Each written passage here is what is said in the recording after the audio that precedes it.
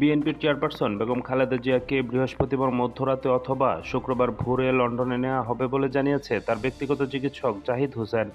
সবকিছু ঠিক থাকলে কাতার সরকারের দেওয়া এয়ার অ্যাম্বুলেন্সে খালেদা জিয়াকে লন্ডনে নেওয়া হবে। বৃহস্পতিবার বেলা ৩টার আগে এভারকেয়ার হাসপাতালে সাংবাদিকদের খালেদা জিয়ার চিকিৎসক জাহিদ হোসেন কথা জানান। আমরা ইনশাআল্লাহ আজকে মধ্যরাত্রির পরে আগামীকালকে আর্লি মর্নিংয়ের মধ্যে বাংলাদেশ থেকে ওনাকে দেশের বাইরে নেওয়া হবে ঠিক মেডিকেল বোর্ডের পরামর্শক্রমে। এদিকে বিএনপির দায়িত্বশীল একটি সূত্র জানিয়েছে খালেদা জিয়ার সঙ্গে যাবেন ১৪ জন।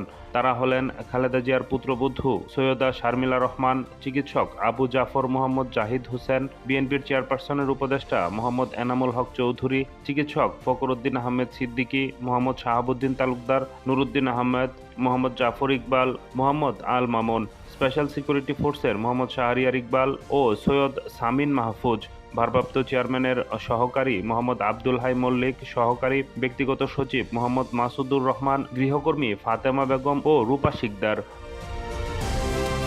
১২ দিন ধরে বিএনপির চেয়ারপারসন বেগম খালেদা জিয়া রাজধানীর এভারকেয়ার হাসপাতালে চিকিৎসাধীন। তার শারীরিক অবস্থা অপরিবর্তিত রয়েছে বলে জানা গেছে। তাকে নিয়ে দেশের মানুষ উদ্বেগে রয়েছে।